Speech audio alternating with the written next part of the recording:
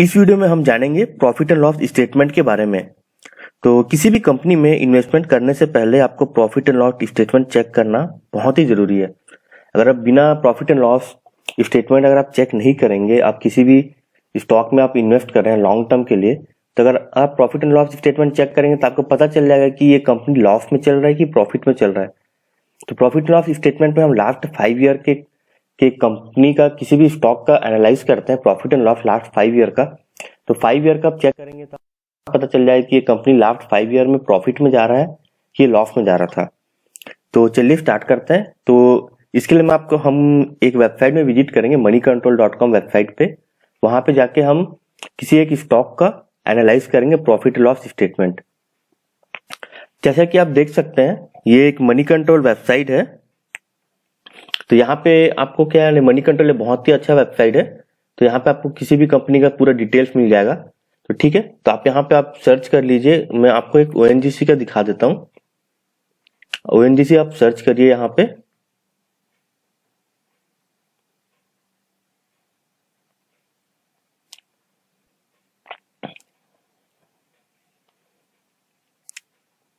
जैसे आप ONGC search करेंगे, oil and natural gas corporation limited, आपको यहाँ पे कंपनी का पूरा डिटेल्स मिल जाएगा कि कितना चल रहा है। ये शेयर का फिर भी 35 पैसा चल रहा है। Previous close, open price, bid price, offer price, today low, high 52, ये सभी डिटेल्स आपको यहाँ पे मिल जाएगा। ठीक है, तो यहाँ पे बट इस वीडियो में आपको प्रॉफिट एंड लॉस के बारे में बताने वाला हूँ। तो आप यहाँ से graph, chart, technical, value corporate सब चीज देख सकते हैं। ठीक है, तो हम प्रॉफिट एंड लॉस जानने के लिए यहाँ पे आप फाइनेंशियल पे आप क्लिक करिए। फाइनेंशियल में क्लिक करने के बाद में आपके सामने आता है balance sheet, profit and loss, quarterly result, half yearly result, ये सभी डिटेल्स आएगा। तो इस वीडियो में आपको मैं प्रॉफिट एंड लॉस के बारे में बता रहा हूँ। जहां पे आप प्रॉफिट एंड लॉस को आप क्लिक करिए।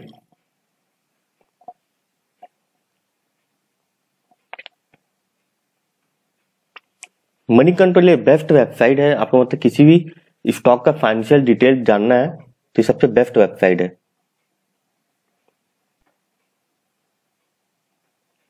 अब यहाँ पे आप देखिए, यहाँ पे आप देख सकते हैं फाइनेंशियल डाउनलोड एनुअल रिपोर्ट। यहाँ से आप एनुअल रिपोर्ट भी आप डाउनलोड कर सकते हैं स्टॉक का।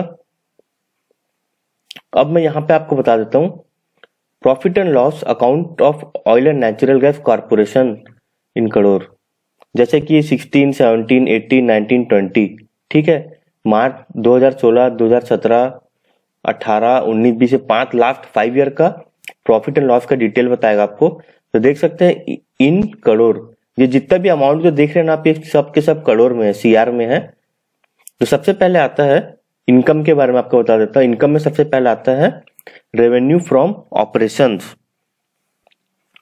तो रेवेन्यू से हमें पता चलता है कि किसी कंपनी ने कितना रेवेन्यू जनरेट किया, कंपनी को कितना पैसा आया है। ठीक है, तो रेवेन्यू में सबसे पहले जैसे कि मैंने आपको बताया कि रेवेन्यू फ्रॉम ऑपरेशंस, इसका मतलब है कि कंपनी को कितना रेवेन्यू जनरेट हुआ। और जनरेट हुआ मतलब कि अपने प्रोडक्ट को सेल करके। मान लीजिए कि ONGC ये कंपनी है, तो ONGC कंपनी को मतलब कितना रेवेन्यू जनरेट हुआ अपने ऑयल को सेल करके। तो ऑयल से सेल करके जो भी रेवेन्यू होगा उसको हम बोलेंगे रेवेन्यू फ्रॉम ऑपरेशन में आएगा वो। उसके बाद आता है, जैसे कि आप देख सकते हैं रेवेन्यू फ्रॉम ऑपरेशन नेट दिखा रहा है, टोटल ऑपरेटिंग रेवेन्यू, ये सभी दिखा रहा है। उसके बाद आता है अदर इनकम। तो अदर इनकम मतलब कंपनी का रेवेन्यू फ्रॉम ऑपरेशन के अलावा और भी जो इनकम होते हैं ना, वो अदर इनकम में आता है। अदर इनकम में जैसे कि कंपनी अपना लैंड हो गया, या फिर property, building, ware, godown हो गया, अगर रेंट में दिया है ये सभी चीजों को, तो वहां से जो भी इनकम आता है ना, तो वो अदर इनकम में आता है।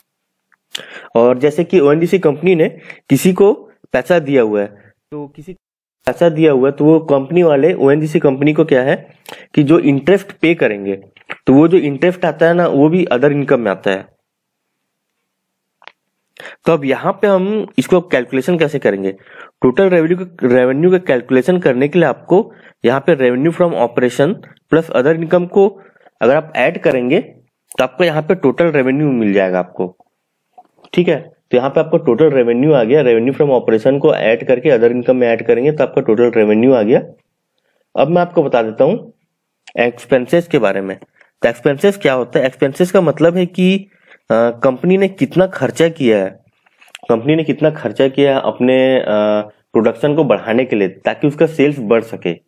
तो प्रोडक्शन जैसे कि मान के चलिए उसका ट्रांसपोर्टेशन हो गया, मटेरियल्स, इक्विपमेंट हो गया, इन सभी चीजों में जो भी खर्चा किया है ना, वो सब चीजें एक्सपेंसेस के अंदर आता है।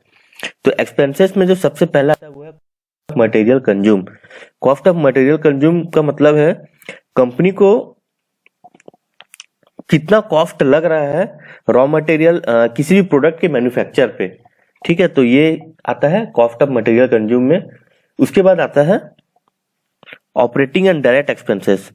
तो ऑपरेटिंग एक्सपेंसेस का मतलब है कि किसी भी प्रोडक्शन के ऑपरेशन में जो भी खर्चा होता है डेली बेसिस में, जैसे कि प्रोडक्ट मार्केटिंग हो गया, कंपनी ट्रांसपोर्टेशन, इंश्योरेंस हो गया, रेंट हो गया, ये सभी ना ऑपरेटिंग एक्सपेंसेस में आता है। और डायरेक्ट एक्सपेंसेस मतलब जैसे कि ओएनजीसी कंपनी का ऑयल का प्रोडक्ट है, तो कंपनी ने ऑयल बनाने के लिए जो जो इन्वेस्टमेंट किए हैं, मतलब जो जो डायरेक्ट इन्वेस्टमेंट किए हैं, जो भी डायरेक्ट एक्सपेंसेस है वो आपका डायरेक्ट एक्सपेंसेस के अंदर पे आता है। इसके बाद में आता है आपका changes in inventories of FG, WIP and stock in trade. Changes in inventories मतलब कंपनी ने क्या क्या चेंजेस किए हैं स्टॉक्स में, मतलब कि स्टॉक में जैसे कि ऑयल हो गया, मतलब स्टॉक इन्होंने बढ़ाया है कि स्टॉक को कम किया है। और जैसे स्टॉक इन ट्रेड मतलब इक्विपमेंट हो गया, मटेरियल हो गया, तो इन सभी में जो जो चेंजेस किए ना, अगर इसने बढ़ाया है कि कम किया है, तो सभी का डिटेल आपको यहाँ पे लास्ट 5 ईयर का जो भी है उसमें दिखेगा। ठीक है, इसके बाद आता है आपका एम्प्लॉय बेनिफिट एक्सपेंसेस। तो एम्प्लॉय बेनिफिट एक्सपेंसेस इसका मतलब है एम्प्लॉय के ऊपर जो भी खर्चा होता है, जैसे कि एम्प्लॉय को कंपनी सैलरी हो गया, मेडिकल बेनिफिट हो गया, पीएफ हो गया, ये सभी जो फैसिलिटी प्रोवाइड करता है ना, ये आपका आता है एम्प्लॉय बेनिफिट एक्सपेंसेस के अंदर पे। इसके बाद आता है आपका फाइनेंशियल कॉस्ट। फाइनेंशियल कॉस्ट का मतलब है कंपनी ने अपने प्रोडक्शन को बढ़ाने के लिए या बिजनेस को बढ़ाने के लिए कहीं से लोन लिया है। तो जो लोन लिया है ना, उसके लिए कंपनी क्या है कि उसके लिए जो भी इंटरेस्ट पे कर रहा है दूसरे कंपनी को जहां से उन्होंने लोन लिया है, तो वो जो आता है आपका फाइनेंस कॉस्ट के अंदर पे आता है। उसके बाद आता है आपका डेप्रिसिएशन एंड अमोर्टाइजेशन एक्सपेंसेस। तो डेप्रिसिएशन मतलब कंपनी जो भी मशीन यूज कर रही है, तो जैसे जैसे मशीन पुराना हो जाता है तो उसका वैल्यू भी कम हो जाता है मशीन का। तो मशीन का जो करंट वैल्यू होता है वो सभी डेप्रिसिएशन ऑफ मशीन और अदर प्रोडक्ट का कैलकुलेशन करने के बाद डेप्रिसिएशन का अमाउंट निकलता है। इसके बाद में जैसे एक्सपेंसेस मतलब गुडविल हो गया, पेटेंट्स हो गया, ये सभी जो रहता है ना आपका डेप्रिसिएशन और अमोर्टाइजेशन एक्सपेंसेस में आता है। अब इसके बाद आता है आपका अदर एक्सपेंसेस। जैसे कि अदर एक्सपेंसेस में आपका मान के चलिए ट्रांसपोर्टेशन कॉस्ट हो गया, इलेक्ट्रिसिटी बिल हो गया, फ्यूल हो गया, मशीन रिपेयरिंग हो गया, ये सभी आपका अदर एक्सपेंसेस में आता है। अब यहाँ पे आप अगर पूरा एक्सपेंसेस को टोटल करेंगे तो आपको यहाँ पे ना टोटल एक्सपेंसेस मिलेगा। ये जो आपका जो कॉस्ट ऑफ मटेरियल, ऑपरेटिंग हो गया, changes in inventory, employ benefit expenses, finance cost, depreciation, other expenses, ये सभी को आप टोटल करेंगे ना तो आपका ये जो दिख रहा है ना 77,509.90, ये जो आपका टोटल एक्सपेंसेस आ गया। तो यहाँ पे क्या है ना आपका अब टोटल रेवेन्यू और टोटल एक्सपेंसेस में दोनों आ गया है। तो यहाँ पे अब हम क्या करेंगे ना, total revenue minus total expenses करेंगे। तो ये टोटल रेवेन्यू जो ऊपर देख रहे हैं आप, यहाँ पे टोटल रेवेन्यू दिख रहा है, total revenue minus total expenses, ये दोनों का माइनस करेंगे ना, total revenue minus total expenses, तो आपका यहाँ पे profit and loss before exceptional extra ordinary item and tax, इसका पता चल जाएगा आपको यहाँ पे। ठीक है, तो अब मैं आपको बता देता हूं, जहां पे जैसे कि आप देख सकते हैं एक्सेप्शनल आइटम, तो एक्सेप्शनल आइटम को माइनस करेंगे तो आपको यहाँ पे profit and loss before tax के बारे में पता चलेगा। मतलब टैक्स पे करने से पहले आपका प्रॉफिट एंड लॉस कितना हुआ है। ठीक है, अब आपका यहाँ पे आता है, अब आपका आता है, नीचे कर लीजिए, हाँ, अब आता है आपका टैक्स एक्सपेंसेस कंटिन्यूड ऑपरेशन।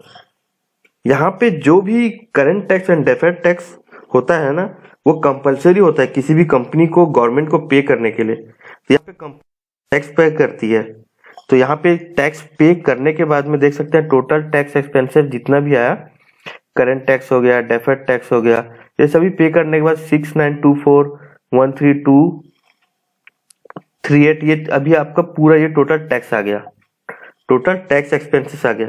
तो अब यहाँ पे आप पूरा टैक्स निकालने के बाद आपको यहाँ पे क्या पता चल रहा है आपको, profit and loss after tax and before extraordinary item.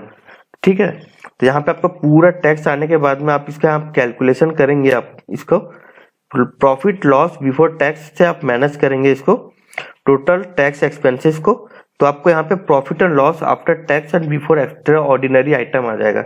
मतलब इसका मतलब ये है कि profit and loss after tax आ गया। ठीक है, तो अब यहाँ पे मैं आपको बता देता हूँ कि ये जो लास्ट 5 ईयर का जो कैलकुलेशन है ना, ये सभी कैलकुलेशन को करने के बाद में आप इसको आप चेक करिएगा। यहाँ पे टैक्स कितना है, टोटल टैक्स के बाद profit and loss after tax and before extraordinary item कितना है, फिर इसके बाद में आप देखिए क्या आ रहा है, profit and loss from continuing operation, इससे कितना है, profit and loss for the period. ये जो profit and loss for the period है ना, ये आपका टोटल जो होता है ना किसी भी प्रॉफिट एंड लॉस स्टेटमेंट का ये लास्ट है आपका, कि ये आप कभी भी आप चेक करेंगे तो आप इसे ही चेक करिएगा, profit and loss for the period, इस पीरियड का, इस फाइनेंशियल ईयर का प्रॉफिट एंड लॉस कितना हुआ है। तो जैसे कि लास्ट 5 ईयर का 16 का इतना हुआ, 17, 18, 19, 20, जब 20 का भी आप देखेंगे profit and loss for the period, तो profit and loss for the period आपका जितना हुआ 13,444.54, ठीक है, इतना हुआ। तो अब क्या है ना, यहाँ पे आपको बता देता हूँ अब इसे एनालाइज कैसे करेंगे। आपको ये तो प्रॉफिट एंड लॉस स्टेटमेंट का तो मैंने बेसिक चीजें आपको बता दिया, अब इतना से आपको समझ में आ गया होगा कि कंपनी को प्रॉफिट हो रहा है कि लॉस हो रहा है। अब यहाँ पे आप लास्ट 5 ईयर का देखिए रिपोर्ट, मार्च 2016, 17, 18, 19, 20, ठीक है। तो मार्च 16, 17, 19, 20 से देखिए कि यहाँ पे इसको कितना इनकम हो रहा था, रेवेन्यू कितना हो रहा था लास्ट 5 ईयर में, इसका टोटल एक्सपेंसेस कितना है। एक्सपेंसेस के बाद में ये सभी चीजें आप चेक करने के बाद में यहाँ पे आप देखिए लास्ट में इनका कहा गया, हाँ ये रहा profit loss for the period. अब यहाँ पे 2016 में देखेंगे तो 16,139 था, फिर आप 17 में देखेंगे तो थोड़ा सा बढ़ गया 17,188,99, फिर उसके बाद में हम देखेंगे तो 19 ये थोड़ा बढ़ा, फिर आप देखेंगे तो यहाँ पे 2019 में ये और बढ़ गया 26,715। अब 2020 में आप देखेंगे तो 13,444.54, मतलब कि ये सबसे ज्यादा कम हो गया लास्ट 5 ईयर के मुकाबले में। तब ऐसे स्टॉक में आप इन्वेस्ट मत करिए जो कि यहाँ पे लॉस में जा रहा है। अभी देखिए प्रॉफिट में जा रहा था, लेकिन प्रॉफिट में जाने के बाद में अब ये लॉस में जा रहा है।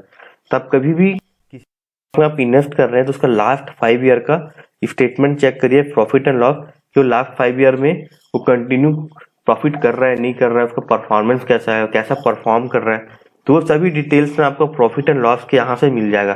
तब कभी भी आप चेक करेंगे ना, जैसे कि मान के चल लीजिए कोई स्टॉक है वो लास्ट 5 ईयर में कंटिन्यू प्रॉफिट दे रहा है, मान के चलिए कि 2016 में 10,000 था, ठीक है, 10,000, फिर 15, 20, 25, 30, मतलब कि एवरी ईयर ना वो बढ़ रहा है। वो अगर वो उस टाइप के स्टॉक में आप सिलेक्ट करके आप इन्वेस्ट करेंगे ना, तो आपको लॉन्ग टर्म में बहुत ही अच्छा प्रॉफिट होगा यहाँ पे। तो आपको समझ में आ गया होगा कि प्रॉफिट एंड लॉस स्टेटमेंट क्या है। तो इस वीडियो में मैंने जैसे आपको बताया कि हम प्रॉफिट एंड लॉस स्टेटमेंट में किसी भी कंपनी का इनकम हो गया, एक्सपेंसेस हो गया और नेट प्रॉफिट और नेट लॉस के बारे में हम पता कर सकते हैं। तो ये स्टेटमेंट किसी भी ना इन्वेस्टर को स्टॉक को सिलेक्ट करने के लिए बहुत ही हेल्प करेगा। तो उम्मीद करता हूँ कि आपको इस वीडियो में बहुत ही अच्छे से समझ में आ गया होगा कि आप कैसे चेक कर सकते हैं किसी भी स्टॉक का प्रॉफिट एंड लॉस स्टेटमेंट। तो इस वीडियो में बस इतना ही। Thank you.